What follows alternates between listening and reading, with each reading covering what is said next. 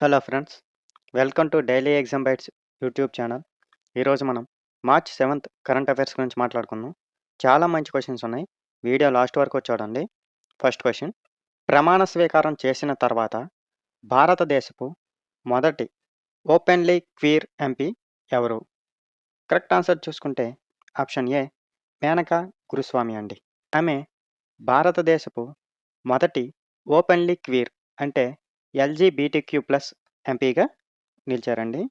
ఆమె ప్రసిద్ధ న్యాయవాది మరియు రాజ్యాంగ నిపుణురాలండి.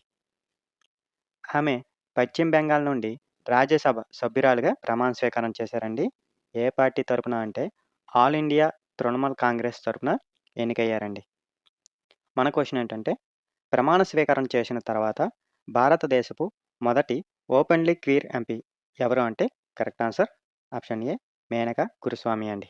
ఆమె భారతదేశపు మొదటి ఓపెన్లీ క్వీర్ అంటే ఎల్జీబీటీక్యూ+ ఎంపీగా నిలిచారండి. అయితే ఆమె న్యాయవాది మరియు రాజ్యాంగ నిపుణురాలండి. ఏ స్టేట్ నుండి అండి రాజ్యసభకు ఎన్నికయ్యారంటే పశ్చిమ బెంగాల్ నుండి అండి. ఏ పార్టీ తరపున ఎన్నికయ్యారు అంటే ఆల్ ఇండియా తృణమూల్ కాంగ్రెస్ తరపున అండి. ఓకేనా? అన్ని కీ పాయింట్స్ గుర్తుంచుకోవాలి. నెక్స్ట్ క్వశ్చన్: ఏప్రిల్ 7న జరుపుకునే ప్రపంచ ఆరోగ్య దినోత్సవం 2026 యొక్క థీమ్ ఏమిటి? కరెక్ట్ ఆన్సర్ చూసుకుంటే option D together for health stand with science అండి. ఈ సంవత్సరపు వేడుకలను 2 ప్రధాన అంతర్జాతీయ కార్యక్రమాలు ప్రధానంగా ఉన్నాయండి. ఏప్రిల్ 7న G7 అధ్యక్షతన ఎక్కడండి అది ఫ్రాన్స్‌లో ఇంటర్నేషనల్ వన్ హెల్త్ సమ్మిట్ నిర్వహించబడుతుందండి. ఏప్రిల్ 7 నుండి 9 వరకు WHO కొలాబరేటింగ్ సెంటర్స్ యొక్క గ్లోబల్ ఫోరం జరిగిందండి. ఈ కార్యక్రమంలో 80 కంటే ఎక్కువ దేశాల నుండి సుమారు 800 సంస్థలు పాల్గొన్నాయండి. సో, ప్రపంచ ఆరోగ్య దినోత్సవం ఎప్పుడు జరుపుకుంటామంటే ఏప్రిల్ 7 అండి. అయితే ఈ సంవత్సరం థీమ్ ఏంటంటే together for health stand with science అండి. అయితే ఈ సంవత్సరం వేడుకలను 2 ప్రధాన అంతర్జాతీయ కార్యక్రమాలు ప్రధానంగా ఉన్నాయండి. అందులో ఏప్రిల్ 7న G7 అధ్యక్షతన ఎక్కడండి అది జరుగుతుందంటే ఫ్రాన్స్‌లో ఇంటర్నేషనల్ వన్ హెల్త్ సమ్మిట్ నిర్వహించబడిందండి. అలాగే ఏప్రిల్ 7 నుండి 9 వరకు WHO కొలాబరేటింగ్ సెంటర్స్ యొక్క గ్లోబల్ ఫోరం జరిగిందండి. ఈ కార్యక్రమంలో 80 కంటే ఎక్కువ దేశాల నుండి సుమారు 800 సంస్థలు పాల్గొన్నాయండి. ఓకేనా? నెక్స్ట్ క్వశ్చన్: ఏ ప్రధాన ఎన్నికల కమిషనర్‌పై ఇంపీచ్‌మెంట్ పార్లమెంట్ తిరస్కరించింది? కరెక్ట్ ఆన్సర్ చూసుకుంటే ఆప్షన్ సి జ్ఞానేష్ కుమార్ అండి. తెలుసు కదండి ఈయన ప్రధాన ఎన్నికల కమిషనర్ అండి ఇప్పుడు. ఈ నిర్ణయాన్ని లోక్సభ స్పీకర్ ఎవరండి ఇప్పుడు ఓం బిర్లా మరియు రాజ్యసభ చైర్మన్ ఎవరండి ఉపరాష్ట్రపతి గారు సిపి రాధాకృష్ణన్ పరిశీలన తర్వాత తీసుకున్నారండి ఈ నిర్ణయం. చీఫ్ ఎలక్షన్ కమిషన్ తొలగించే ప్రక్రియ భారత రాజ్యాంగంలోని ఏ ఆర్టికల్ అండి? ఆర్టికల్ 324లో 5 అండి ఉంటుంది. ఓకేనా? సో, ఇది కూడా గుర్తుంచుకోవాలి ట్రెండింగ్ కాబట్టి. సో, ఇప్పుడు మన క్వశ్చన్ ఏంటంటే, ఏ ప్రధాన ఎన్నికల కమిషనర్‌పై ఇంపీచ్‌మెంట్ పార్లమెంట్ తిరస్కరించింది అంటే correct answer option C Gyanesh Kumar అండి. అయితే ఈ నిర్ణయాన్ని ఎవరు తీసుకున్నారు అంటే లోక్సభ స్పీకర్ ఎవరండి ఓం బిర్లా గారు, అలాగే రాజ్యసభ చైర్మన్ సిపి రాధాకృష్ణన్ గారు పరిశీలన చేసిన తర్వాత ఈ నిర్ణయం తీసుకున్నారండి. అయితే చీఫ్ ఎలక్షన్ కమిషన్ తొలగించే ప్రక్రియ భారత రాజ్యాంగంలో ఏ ఆర్టికల్ కింద ఉందండి? 324(5)లో ఉందండి. ఓకేనా? అది కూడా గుర్తుంచుకోవాలి. నెక్స్ట్ క్వశ్చన్: నరేంద్ర భూషణ్ ఏ శాఖకు కార్యదర్శిగా నియమితులయ్యారు? కరెక్ట్ ఆన్సర్ చూసుకుంటే ఆప్షన్ సి భూ వనరుల శాఖ అండి. నరేంద్ర భూషణ్ గారు 1992 ఐఏఎస్ అధికారండి. ఎక్కడంటే ఉత్తరప్రదేశ్ క్యాడర్. ఆయన గ్రామీణ అభివృద్ధి మంత్రిత్వ శాఖ కింద ఉన్న భూ వనరుల శాఖకు కార్యదర్శిగా నియమితులయ్యారండి. ఈ శాఖ భూ సంస్కరణలు మరియు వనరుల నిర్వహణపై దృష్టి పెడుతుందండి. సో, గుర్తుంచుకోవాలి ఎవరండి పేరు నరేంద్ర భూషణ్ ఏ శాఖకు కార్యదర్శిగా నియమితులయ్యారు అంటే కరెక్ట్ ఆన్సర్ ఆప్షన్ సి భూ వనరుల శాఖ అండి. అయితే ఎవరండి ఈ నరేంద్ర భూషణ్ గారు అంటే 1992 బ్యాచ్ ఐఏఎస్ అధికారి అండి. ఏ క్యాడర్ అంటే ఉత్తరప్రదేశ్ క్యాడర్. ఆయన గ్రామీణ అభివృద్ధి మంత్రిత్వ శాఖ కింద ఉన్న భూ వనరుల శాఖకు కార్యదర్శిగా నియమితులయ్యారండి. ఈ శాఖ భూమి సంస్కరణలు మరియు వనరులపై దృష్టి పెడుతుందండి. ఓకేనా? నెక్స్ట్ క్వశ్చన్: భారతీయ సైక్లిస్ట్ దివ్యా సింగ్ ఇటీవల ఏ ప్రదేశాన్ని చేరుకుంది? కరెక్ట్ ఆన్సర్ చూసుకుంటే option D Everest base camp అండి. ఉత్తరప్రదేశ్‌కి చెందిన దివ్యా సింగ్ కేవలం 14 రోజుల్లో ఎవరెస్ట్ బేస్ క్యాంప్ చేరుకున్నారండి. రోజుకు 10-12 గంటలు సైక్లింగ్ చేశారండి. ఎత్తు పెరిగే కొద్దీ ఆక్సిజన్ స్థాయిలు తగ్గిపోవడం వల్ల ఆల్టిట్యూడ్ సిక్‌నెస్ ప్రమాదం ఉంటుందండి. ఎవరెస్ట్ బేస్ క్యాంప్ ఎక్కడుందండి? నేపాల్‌లోని హిమాలయాల్లో 5364 మీటర్ల ఎత్తులో ఉందండి. ఓకేనా? సో, మన క్వెషన్ ఏంటంటే ఎవరండి ఆమె పేరు? భారతీయ సైక్లిస్ట్ దివ్య సింగ్ అండి. ఇటీవల ఏ ప్రదేశాన్ని చేరుకున్నారంటే ఎవరెస్ట్ బేస్ క్యాంప్ అండి. ఎన్ని రోజుల్లో చేరుకున్నారంటే కేవలం 14 రోజుల్లో చేరుకున్నారు. రోజుకి ఎన్ని గంటలండి సైక్లింగ్ చేసేవారంటే 10-12 గంటలు సైక్లింగ్ చేసేవారు. అయితే ఇక్కడ ఎత్తు పెరిగే కొద్దీ ఆక్సిజన్ స్థాయిలు తగ్గిపోవడం వల్ల ఆల్టిట్యూడ్ సిక్‌నెస్ ప్రమాదం కూడా ఉంటుందండి. అయితే ఈ ఎవరెస్ట్ బేస్ క్యాంప్ ఎక్కడుందండి? నేపాల్‌లోని హిమాలయాల్లో 5364 మీటర్ల ఎత్తులో ఈ బేస్ క్యాంప్ అనేది ఉందండి. ఓకేనా? Next question. ఆంధ్రప్రదేశ్ రాజధాని అంశంపై అనిశ్చితికి ముగింపు పలికిన ఆంధ్రప్రదేశ్ పునర్వ్యవస్థీకరణ చట్టం 2026కి ఎవరి ఆమోదం లభించింది అంటే కరెక్ట్ ఆన్సర్ ఆప్షన్ ఏ భారత రాష్ట్రపతి అండి. ఒక బిల్లు చట్టంగా మారాలంటే దానికి రాష్ట్రపతి ఆమోదం తప్పనిసరి కదండి, మీకు తెలుసు కదా.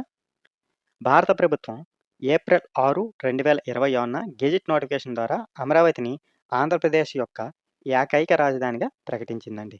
ఓకేనా? మన క్వెషన్ ఏంటంటే ఆంధ్రప్రదేశ్ రాజధాని అంశంపై అనిశ్చితికి ముగింపు పలికిన ఆంధ్రప్రదేశ్ పునర్వ్యవస్థీకరణ చట్టం 2026కి ఎవరు ఆమోదం లభించింది అంటే కరెక్ట్ ఆన్సర్ ఆప్షన్ ఏ భారత రాష్ట్రపతి అండి. ఒక బిల్లు చట్టంగా మారాలంటే రాష్ట్రపతి ఆమోదం తప్పనిసరి కదా. సో భారత ప్రభుత్వం ఏప్రిల్ 6, 2026న గెజిట్ నోటిఫికేషన్ ద్వారా అమరావతిని ఆంధ్రప్రదేశ్ యొక్క ఏకైక రాజధానిగా ప్రకటించిందండి. ఓకేనా? యెస్ బ్యాంక్ ఎండీ అండ్ సీఈఓగా ఎవరు బాధ్యతలు స్వీకరించారు? కరెక్ట్ ఆన్సర్ చూసుకుంటే ఆప్షన్ ఏ వినయ్ టోన్సే అండి. వినయ్ టోన్సే గారికి రిటైల్, కార్పొరేట్ మరియు అంతర్జాతీయ బ్యాంకింగ్లో 3 దశాబ్దాలకు పైగా అనుభవం ఉందండి. యెస్ బ్యాంక్ ప్రధాన కార్యాలయం ఎక్కడుందండి? ముంబైలో ఉందండి.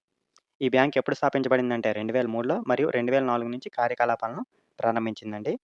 సో గుర్తుంచుకోవాలి. ఏదండి?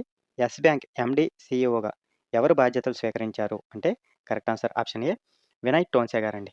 ఈ వినయ్ టోన్సే గారికి రిటైల్, కార్పొరేట్ మరియు అంతర్జాతీయ బ్యాంకింగ్లో 3 దశాబ్దాలకు పైగా అనుభవం ఉందండి. యెస్ బ్యాంక్ ప్రధాన కార్యాలయం ఎక్కడుంది? ముంబైలో ఉంది. అయితే ఈ బ్యాంక్ ఎప్పుడు స్థాపించబడిందంటే 2003లో, కార్యకలాపాలు మాత్రం 2004 నుండి ప్రారంభమయ్యాయండి. ఓకేనా? Next question. Indian athletics series 2026లో పురుషుల లాంగ్ జంప్‌లో విజేత ఎవరు? Correct answer option A Murali Sreeshankar అండి. ఆయన 8.15 మీటర్ల దూరం జంప్ చేసి ఈ విజయాన్ని సాధించారండి. సో అది కూడా గుర్తుంచుకోవాలి. 2024లో మోకాలి శస్త్రచికిత్స తర్వాత ఇది ఆయన అత్యుత్తమ ప్రదర్శన అండి. ఈ ఈవెంట్ కంఠీరావా స్టేడియంలో జరిగింది. 8 మీటర్ల మార్కు దాటిన ఏకైక అథ్లెట్ కూడా ఈయనేనండి. మన క్వెషన్ ఏంటంటే ఇండియన్ అథ్లెటిక్స్ సిరీస్ 2026లో పురుషుల లాంగ్ జంప్‌లో విజేత ఎవరు అంటే correct answer option A Murali Sreeshankar అండి. ఎంత దూరం జంప్ చేశారండి ఆయన అంటే 8.15 మీటర్లు జంప్ చేసి ఈ విజయం సాధించారండి. అయితే 2024లో అతనికి మోకాల శస్త్రచికిత్స తర్వాత ఇది ఆయన అత్యుత్తమ ప్రదర్శన అండి. ఈ ఈవెంట్ ఎక్కడ జరిగింది అంటే కంఠీరావా స్టేడియంలో జరిగిందండి. 8 మీటర్ల మార్కు దాటిన ఏకైక అథ్లెట్ కూడా ఆయనేనండి. ఓకేనా? సో పేరు గుర్తుంచుకోవాలి. ఓకే. Next question. ఐపీఎల్‌లో 200 వికెట్లు తీసిన తొలి ఫాస్ట్ బౌలర్ ఎవరు? Correct answer option B Bhuvneshwar Kumar అండి. భువనేశ్వర్ కుమార్ ఐపీఎల్ చరిత్రలో 200 వికెట్లు తీసిన తొలి ఫాస్ట్ బౌలర్‌గా నిలిచారండి. సో అది గుర్తుంచుకోవాలి. Fast bowler. ఈ మైలురాయిని ఆర్సీబీ వర్సెస్ సీఎస్కే మ్యాచ్‌లో ఆయుష్ మాత్రేపై సాధించారండి. అతను 2016 మరియు 17లో వరుసగా పర్పుల్ క్యాప్ కూడా గెలుచుకున్నారు. మీకు ఆల్రెడీ తెలిసే ఉంటుంది. యజ్వేంద్ర చాహల్ మొత్తం వికెట్లతో 223తో టాప్ వికెట్ టేకర్‌గా ఉన్నారండి. ఆయన స్పిన్నర్‌గా. ఓకేనా? సో ఫాస్ట్ బౌలర్‌గా 200 వికెట్లు అంటే భువనేశ్వర్ కుమార్ వస్తారు. మొత్తంగా లేదా స్పిన్నర్‌గా అని అడిగితే యజ్వేంద్ర చాహల్ వస్తారు. కన్‌ఫ్యూజ్ అవ్వకూడదు. సో ఇక్కడ మన క్వెషన్ ఏంటంటే ఐపీఎల్‌లో 200 వికెట్లు తీసిన తొలి ఫాస్ట్ బౌలర్ ఎవరు అంటే correct answer option B Bhuvneshwar Kumar అండి. భువనేశ్వర్ కుమార్ ఐపీఎల్ చరిత్రలో 200 వికెట్లు తీసిన తొలి ఫాస్ట్ బౌలర్‌గా నిలిచారండి. ఈ మైలురాయి ఎప్పుడు జరిగిందంటే ఆర్సీబీ వర్సెస్ సీఎస్కే మ్యాచ్‌లో ఆయుష్ మాత్రే వికెట్ తీసి ఈ విజయం సాధించారండి. అతను 2016 మరియు 17లో వరుసగా పర్పుల్ క్యాప్ కూడా గెలుచుకున్నారండి. యజ్వేంద్ర చాహల్ మొత్తం వికెట్లలో 223తో టాప్ వికెట్ టేకర్‌గా ఉన్నారండి. స్పిన్నర్ అండి ఆయన. ఓకేనా? Next question. భారతీయ రైల్వే పూర్తి చేసిన వెస్టర్న్ డెడికేటెడ్ ఫ్రైట్ కారిడార్ ఏ 2 ప్రదేశాల మధ్య ఉంది? Correct answer option B Jawaharlal Nehru port trust నుండి దాద్రి వరకు ఉందండి. డబ్ల్యూడిఎఫ్సి తెలుసు కదండి. వెస్టర్న్ డెడికేటెడ్ ఫ్రైట్ కారిడార్ మొత్తం 1506 కిలోమీటర్లు కలిగి ఉందండి. ఇది ముంబైలోని జవహర్లాల్ నెహ్రూ పోర్ట్ ట్రస్ట్ నుండి ఉత్తరప్రదేశ్లోని దాద్రి వరకు కలుపుతుందండి. ఇది సరుకు రవాణా సామర్థ్యాన్ని మరియు లాజిస్టిక్స్ మెరుగుపరచడంలో సహాయపడుతుందండి. సో, మన క్వెషన్ ఏంటంటే, భారతీయ రైల్వే పూర్తి చేసిన వెస్టర్న్ డెడికేటెడ్ ఫ్రైట్ కారిడార్ ఏ 2 ప్రదేశాల మధ్య ఉంది అంటే, correct answer option B. Jawaharlal Nehru port trust నుండి దాద్రి వరకు ఉందండి. మొత్తం ఎంత పొడవు కలిగి ఉంది అంటే 1506 కిలోమీటర్ల పొడవు కలిగి ఉందండి. ఇది ముంబైలోని జవహర్లాల్ నెహ్రూ పోర్ట్ ట్రస్ట్ నుండి ఎక్కడండి ఉత్తరప్రదేశ్‌లోని దాద్రి వరకు కలుపుతుందండి. ఇది సరుకు రవాణా సామర్థ్యాన్ని మరియు లాజిస్టిక్స్‌ను మెరుగుపరచడంలో సహాయపడుతుందండి. ఓకేనా? Next question. 2025, 26 ఆర్థిక సంవత్సరంలో ప్రధాన పోర్టులు ఎంత సరుకు నిర్వహించాయి? Correct answer option D. 915.17 million టన్నులండి. ఈ సంఖ్య 904 మిలియన్ టన్నుల లక్ష్యాన్ని అధిగమించిందండి. 7.06% వృద్ధి నమోదైందండి. Deen Dayal port authority 160.11 million టన్నులు, పారాదీప్ పోర్ట్ అథారిటీ 156.45 మిలియన్ టన్నులు నిర్వహించాయండి. Jawaharlal Nehru port authority 102.01 million టన్నులు నిర్వహించిందండి. ఓకేనా? సో, ఇప్పుడు మన క్వెషన్ ఏంటంటే, ఏదండి ఆర్థిక సంవత్సరం 2025, 26 ఆర్థిక సంవత్సరంలో భారత ప్రధాన పోర్టులు ఎంత సరుకు నిర్వహించాయి అంటే, correct answer option D. 915.17 million టన్నులండి. అయితే ఇది మన లక్ష్యం ఎంతండి? 904 మిలియన్ టన్నుల లక్ష్యాన్ని అధిగమించిందండి. వృద్ధి ఎంత నమోదైందంటే 7.06% వృద్ధి నమోదైందండి. అయితే మెయిన్ పోర్టులు చూసుకుంటే Deen Dayal port authority 160.11 million టన్నులు, పారాదీప్ పోర్ట్ అథారిటీ 156.45 మిలియన్ టన్నులు, అలాగే Jawaharlal Nehru port authority 102.01 million టన్నులు నిర్వహించిందండి. ఓకేనా? Next question. ఇటీవలి నివేదిక ప్రకారం 2025లో యూపీఐ లావాదేవీలు ఎంత శాతం పెరిగాయి? Correct answer option D. 33% అండి. 2025లో యూపీఐ లావాదేవీలు 33% వృద్ధి చెందాయి.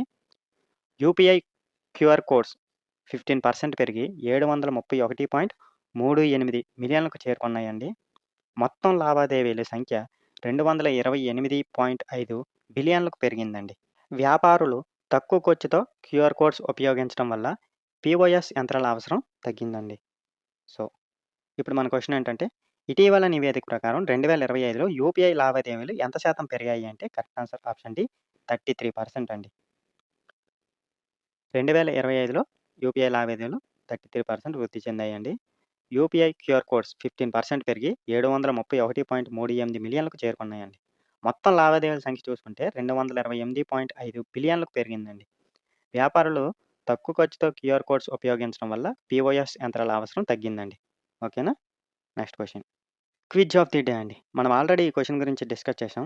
ఆన్సర్ తెలిస్తే కింద కామెంట్‌లలో చెప్పండి. ఏ ప్రధాన ఎన్నికల కమిషనర్‌పై ఇంపీచ్‌మెంట్‌ను పార్లమెంట్ తిరస్కరించింది? కరెక్ట్ ఆన్సర్‌ని కామెంట్‌లలో చెప్పండి. ఈ వీడియో మీకు ఉపయోగపడితే లైక్ చేయండి. అలాగే మీ ఫ్రెండ్స్‌కి కూడా షేర్ చేయండి.